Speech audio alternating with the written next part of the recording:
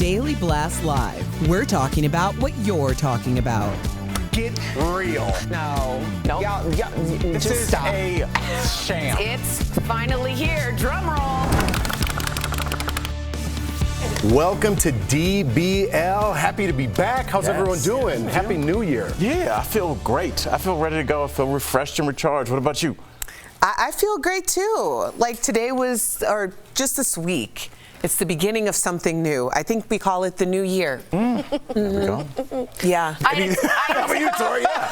Wow, that was lackluster. I had a terrible New Year's and Christmas and Hanukkah. We just Southwest ruined everything. We never took off the ground. We got 3 flights canceled. Still don't have my bags. You still don't have your bags? No, it's been 11 days. It's just been kind of, I don't want to fake it. It was great, but it was. I would tell you all about mine. I'm still choked up about what Erica said. I'm gonna need a minute here. I'm gonna need a minute. All right, let's get to it. Happy New Year, everybody. 2-time Oscar nominee Jeremy Renner was seriously hurt in a Happy New Year, everybody, in a snow plowing accident at his home in Lake Tahoe on Sunday. His rep told TMZ he suffered blunt chest trauma and orthopedic injuries. TMZ also has this video of Jeremy being airlifted to an intensive care unit where he underwent 2 different surgeries. Jeremy posted a video of his snowplow earlier. He was making a hill for his kids to go sledding on. According to his neighbor, the snowcat accidentally ran over one of his legs, and he did lose a lot of blood, but still hopeful that he's going to be all right. That's something I would do, minus all the money with the snowplow. Absolutely. Yes. A little fun fact. You guys know that, since being in a house, I've learned how to do house things and just outside things. Well said, Wow. House things. You guys are domesticated. You guys are very inspiring for the new year. Honestly, the hardest thing that I've had to try and do is put the wire around the weed whacker because it's very difficult. Dude, I'm with you on this finish, but I'm with you. And so I finally got the wire on the weed whacker. And I didn't know it was on, and it turned on without the protector, and it cut the end of my croc off. But my toe wasn't in it. I had outdoor Crocs on, and it cut the edge of it. It just missed my toe by yes, Erica, that face. Home injuries can happen. So obviously this is extreme because he lives an extreme lifestyle, but Al cut his croc off. Yeah. That's crazy. You know what I mean? That's he does his house things. What do you want? You might lose a croc doing house things. That's the moral of the story. But I'm with you. And you know what, Al? You could buy it with it already on there. I did, but then and it's like $4 more. I know. But I ran into this problem. But I thought it ran down. You had to replace it. You just go to Amazon and just get the whole thing. It's already in there. The moral to the story is when your wife or your partner or significant other is like, hey, I don't know if you should do that. Maybe let's just exercise a little bit more caution in that moment. Prayers out to Jeremy Renner and his family because that is ridiculous.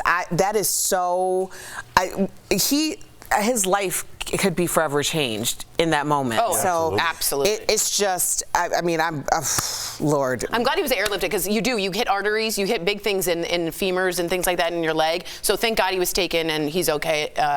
But prayers are out for him. Yeah. Hawkeye. Yeah, a lot of great stuff. Hopefully a lot more still to come. It sounds promising. Yeah. It sounds promising. Yeah. But I remember all those as a kid. Remember people would reach into snow blowers or their old school lawnmowers. Yes. I heard that all the time growing up as a kid. Oh yeah. Jay Leno just last year. Working on a gas line on his car. Who knows more about cars than Jay Leno? It's like it can happen to anybody. Careful with the house things. House things. You might lose a croc. All right. Prince Harry gave. I had to get one more. Prince Harry gave an explosive interview in advance of his new memoir coming out next week. In a preview of his chat with Anderson Cooper on 60 Minutes, Harry talked about the palace leaking stories about his life. Let's take a look. They will feed or have a conversation with the correspondent, and that correspondent will literally be spoon-fed information and write the story, and at the bottom of it they will say that they've reached out to Buckingham Palace for comment. But the whole story is Buckingham Palace commenting. So when we're being told for the last 6 years we can't put a statement out to protect you, but you do it for other members of the family, there becomes a point when silence is betrayal. So in a separate interview with ITV in Britain, Harry said he would like to have he'd like to have both his brother and father back in his life, but said neither one has made any attempt at reconciliation. Erica, You got to break down this mess for us. What's happening? Whew, well, Tori and I could break it down because could. we did a complete recap of all every episode. 4 episodes? 6 episodes of Harry and Meghan, yeah.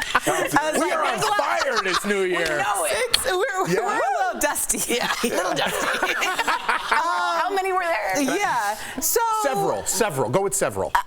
It's really unfortunate because Harry and Meghan have both lost their families in this entire thing. I never thought about that. A lot of people, if you have to make the decision about who you're going to fall in love with and you're going to follow your heart, you don't want the consequences to be a loss of other loved ones.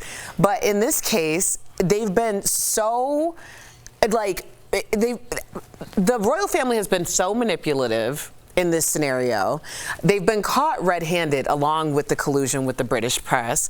At this point, they need to issue a formal apology. I think Harry and Meghan sit still until they get one coming because there's just nothing else I can see from this. I also heard, and this is from our podcast, doing a lot of research, obviously, that they're not interested in meeting really with their dad or brother until there is an apology in person. Because at this point, what I always think about too is the royal family. How powerful are you going? You're going against the most powerful firm in the whole world. And what do you have? The two of you and no family left? So no wonder they're using platforms like Anderson Cooper, their book, Netflix, to at least try and tell their own story, which I What if you were on the other side of that, Al, and he's like, my dad or brother didn't reach out? Well, you just kind of ruined everything, so to speak, over there. Would you reach out if you were the father or brother to Prince Harry and say, hey, man, I am sorry? Well, there wouldn't be a situation in which something that was not internal would separate me from my children. Right. But in a situation like this is a totally different situation. This is almost like Sons of Anarchy. Either you're in the gang or you are not. Right, we blackball you. You are either an outsider or you're in the circle.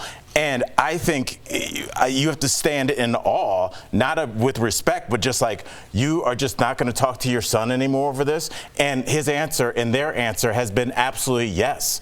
And it's disturbing, it's sad, but at the end of the day, I'm really proud of them for choosing their love and understanding that, like you said, they lost Meghan's father emotionally. They lost, his brother and his father, the sister, everybody, because they love each other, and you guys are all in loving relationships, and you guys can speak to that more than anybody, what it's like to give up everything to be with this person that you believe in. So that they're real life Romeo and Juliet right now. Well, I think it's also important because you said like the idea that they ruined everything.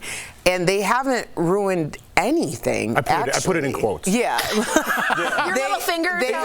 In their mind, they're like, everything's ruined. Right, because essentially it's like, how many times are you going to accept a hit? Right. How many times are you going to be silenced? How many times are you going to swallow the truth that you know it to be and everyone else knows it to be, but it's inconvenient for the people who need that message to be out there? Especially when your partner is someone who is used to speaking up and not accepting, just being told to shut up, which is what she was. And put that in real life people terms. How many Thanksgivings are you going to go to where somebody insults your wife, but they don't say it out loud? They're like, oh, I guess that's how they do, where they're from.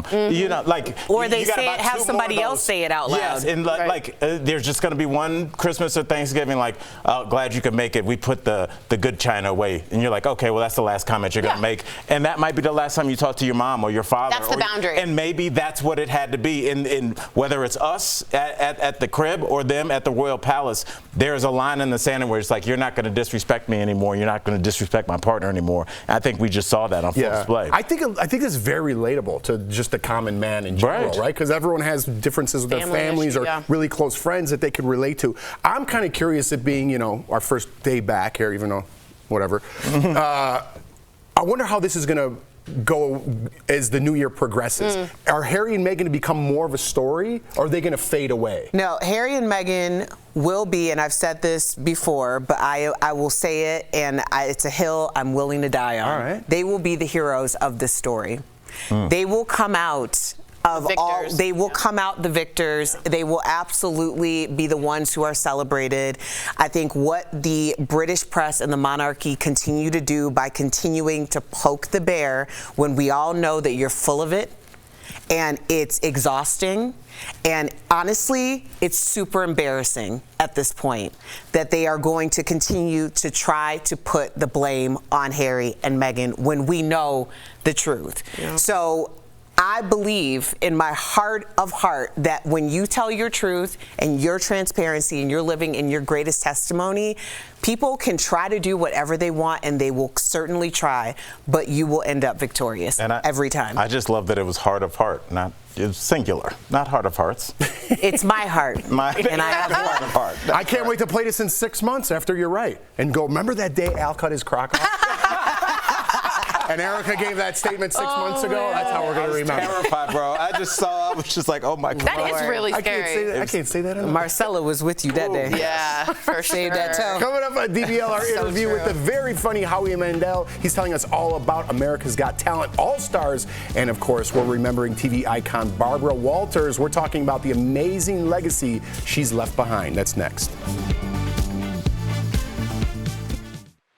It's a new year and DBL is all the talk. Let's get it going. We had a lot to talk about last year. I'm flexing every day. And we're not stopping in 2023. I'll see you guys on the flip side. Doesn't get tight enough. And then I went back to Home Depot. Oh, we're talking about the weed whacker thing. Yes, the weed whackers are very difficult. So I did the same thing, and it just spins out. And I went back because it's like $2 to get the new plastic. It's just a piece of plastic, right? Yeah. If you go back, I went back to Home Depot, and they just have them, just the little things that you pull out and just push back in. See, that's what I need. That's, I mean, because to save $4, I tried to do it myself, and I cut my shin. I don't think I've weed waxed. I just try and get it as good as I can with the law. I'm like, hey, God's plan right there. It's as good as it's gonna get. I'm not losing another toe. Dude, it's no joke because it goes so fast, and if it's not within that like plastic thing, this is the worst conversation in the whole world. You're gonna hurt yourself. You might lose a crock. All right, go for it, Tori. Oh boy, you might lose a crock. Yeah, I was gonna say with the Harry and Meghan thing, I think that they already won, Erica, because it's just like I don't know. Everybody. I mean, just in terms of like you standing up for your beliefs. It's never going to be, it's not a movie where like everybody in the town stands up like, okay, we get it now. It might just be you. I think people have to come to terms with the fact that like, it might just be you and whoever you decide to ride out with saying like, I'm proud of the decision we made. Not everybody's going to be cool with it. People are going to hate me for it. Well, yeah. But at the end of the day, it's you. But I think also we're forgetting like, everyone knows about Harry and Meghan and the story based on the perception of the British media. You're the victors tell it. How many people are in Britain? Yeah. You think that's why they came to America? Because they knew this was going down? Yeah, they were trying to move to Canada, I think. You know, they took their security away. Yeah. I mean, just the whole Megxit, as they called it, was completely ridiculous. Like them continuing to try to work for the Queen and with the Queen, but then they weren't working with them. Yeah.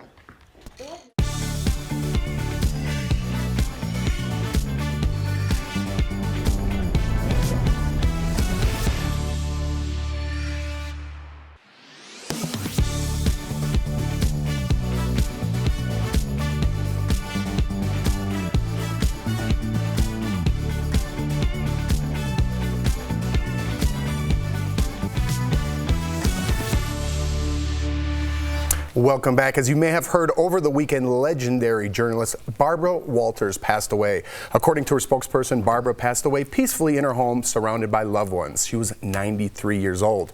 Barbara broke many glass ceilings in her career. She became the first woman to co-host the Today Show.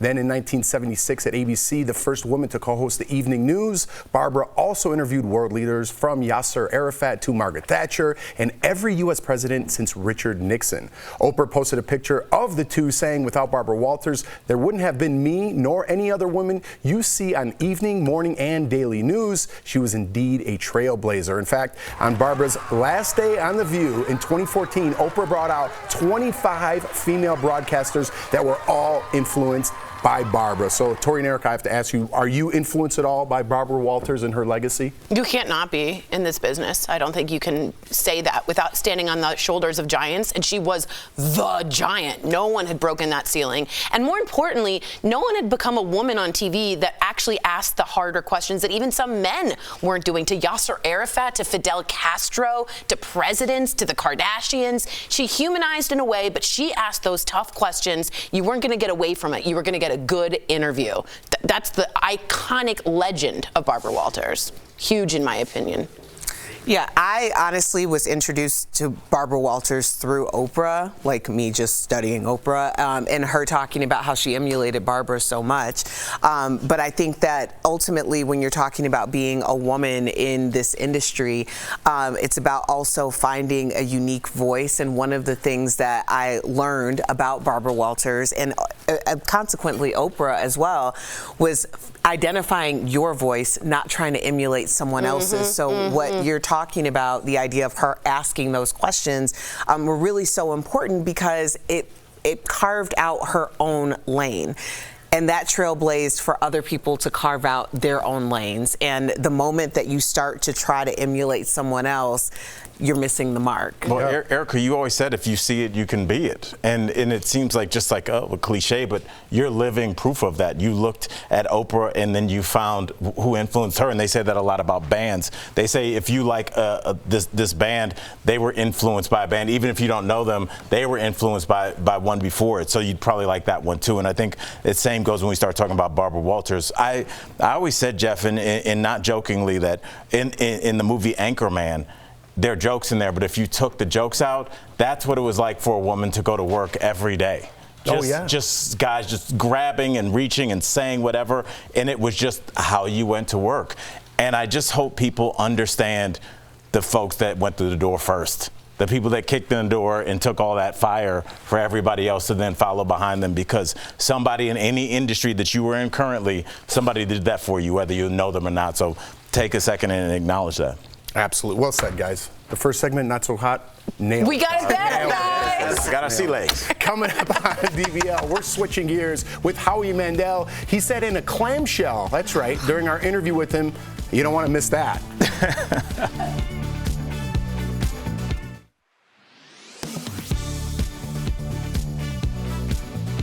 You might walk past one of these every single day and know nothing about it. Let's change that. An AED, an automated external defibrillator, is credited with helping restart Damar Hamlin's heart after his on-field collapse. We turn to several sources to learn the fast facts and best practices when it comes to AED usage. The FDA says AEDs are designed to treat people experiencing sudden cardiac arrest, and they're most effective when used within minutes of someone's collapse. While some are designed for medical professionals, the ones you'll find in public places like swimming pools, in schools, and in office buildings will be for public use. That means they'll include audio prompt instructions for how to use them, even if you've had no prior training.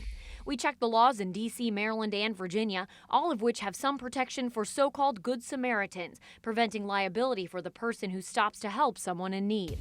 In general, the Red Cross outlines these steps for using an AED on an adult or a child over 55 pounds.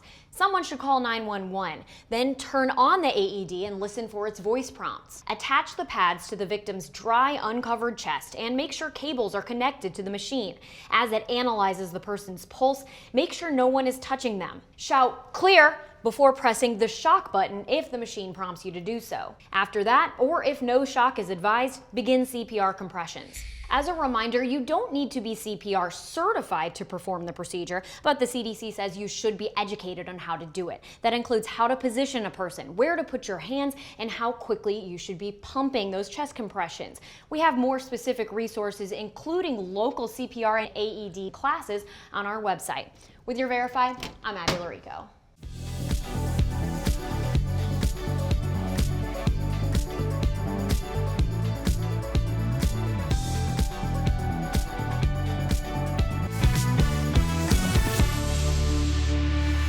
Welcome back to DBL. A little bit ago, AGT judge Howie Mandel stopped by DBL and he literally came out of his shell to tell us about America's Got Talent All-Stars. Take a look.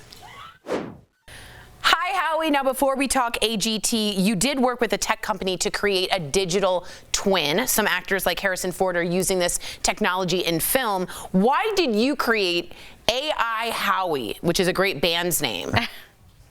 Yeah, because you know that I'm a germaphobe. Yeah. So if I could show up someplace without showing up someplace, my job is done. I love. This is like just the future. I want to go everywhere and go nowhere. So it's your avatar. I also work with a hologram company too, like proto hologram. And then because I just want to be at home in this. I don't know if you can see oh, that's me. Wow. Oh, yeah. So that's the fake. No, well, yeah, because this is the real one inside my little shell at home. This is. I don't like to leave this. This is my safe place, like a little clam. You look like the Matrix that I would want to be in, just a cool Morpheus. Really? That's how you see me? You look so cool. You look like you're from the future. It does look cool. Oh, I'm from the now. Yeah. From the now. But in the future, the AI is going to be me. There you go. It is. That's very good. All right. Well, you have such an incredible life. You also posted this insane video of you with a huge snake. You need to talk to our audience about what is going on here, especially for a germaphobe. Well, that's a problem. That's basically a problem. That's my podcast. I do a podcast called Howie Mandel Does Stuff. This is just some of the stuff that I did. You can check it out wherever you get your podcasts and on YouTube. I do it with my daughter, and I didn't know this was going to happen. Whoa. And I have a bigger problem with humans than I do with reptiles. I don't know that anybody's catching anything from a boa constrictor, but it was a constrictor, and I got tangled. Whoa. And it was scary, and that's just some of the stuff that I do, and a lot of the stuff that I do on Howie Mandel Does Stuff is stupid stuff, and that was one of the stupid things. You look like gave me Britney. That's the best stuff. Yeah, didn't he give you Britney vibes? I could see that. I remember that video. I'm Howie. Can I say that? I'm cutting that, putting it on my reel. Okay. Sorry, go ahead. We look forward to seeing. We look forward to seeing the new season. I wasn't talking to you. I just feel like we know. Okay. Okay, we're all looking forward to seeing the new season of AGT All Stars. It includes acts from AGT around the world and some of the best acts we've seen, honestly. So, what are the most challenging thing about judging All Stars?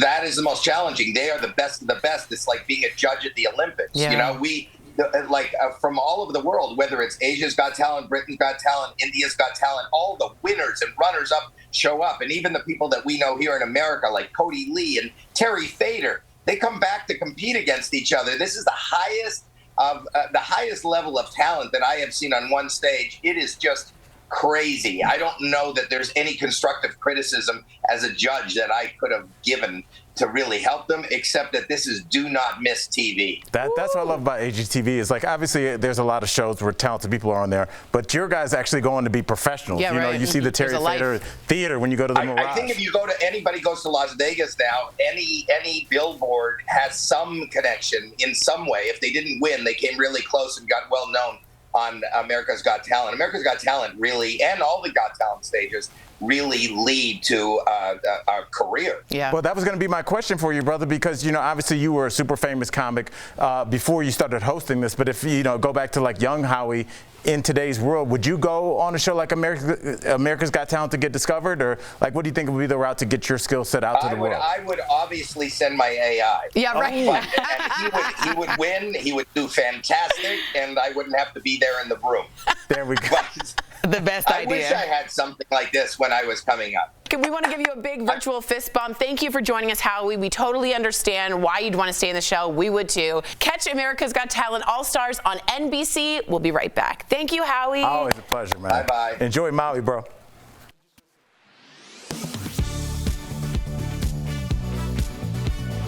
Scented candles are a very popular gift during the holiday season. They smell nice, they set the perfect mood, but there have been several claims online that suggest burning scented candles may be bad for your health. But is that true? Let's verify. Our sources are the U.S. Environmental Protection Agency, the European Candle Association, the National Candle Association, the Research Institute for Fragrance Materials, and toxicologist and chemist Hans Pluge. Nearly all fragrance ingredients in scented candles are volatile organic compounds, or VOCs, according to the National Candle Association. Humans are regularly exposed to VOCs in nature, but the Environmental Protection Agency says VOCs present more of a concern when they're present indoors. When scented candles burn, they release VOCs and other particles into the air. But according to our sources, the amount of VOCs released by burning scented candles is too small to be harmful to your health. To ensure the fragrance in a scented candle is, quote, considered safe for human use, and for it to end up on a store shelf, it has to meet the safety standards set by the International Fragrance Association. According to the NCA, quote, each ingredient in the fragrance and the finished product is required to meet the specifications set down by the IFRA to be compliant with the standard, unquote. But we're not just looking at candle and fragrance industry data.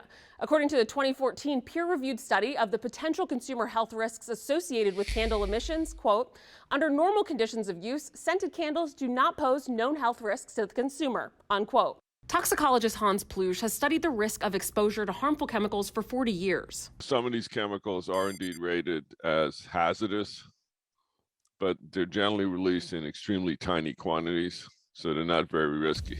So we can verify, no, burning scented candles is not bad for your health. And thank the Lord, because I did not feel like throwing away all of those candles. With your Verify, I'm Adiande Till. 2 in 3 inmates in state and federal prisons do more than just serve time behind bars. They also work, according to a report by the American Civil Liberties Union. Verify viewer Deb recently emailed us to ask if that work still includes making license plates. So Deb, let's verify. Our sources are the American Association of Motor Vehicle Administrators, corrections departments and prison industries programs in several states, and Jennifer Turner with the ACLU.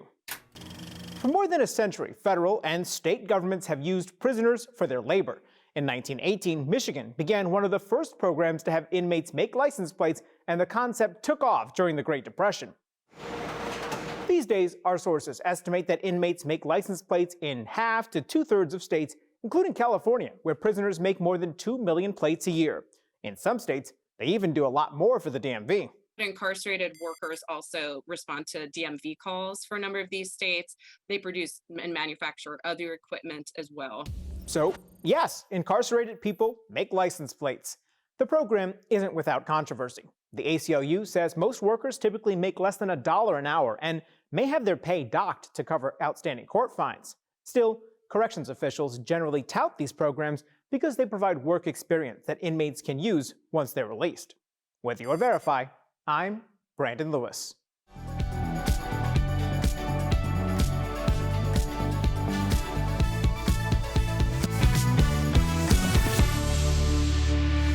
Welcome back to DBL. We only have like 30 seconds left, guys, but I just wanted to give my thoughts and prayers to Damar Hamlin's family. I don't know if you guys know, he's a defensive back for the Buffalo Bills. I'm sure you see the story. Tragically injured yesterday, and I just want to wish him and his family the best. Definitely. And I will say this in a bright note.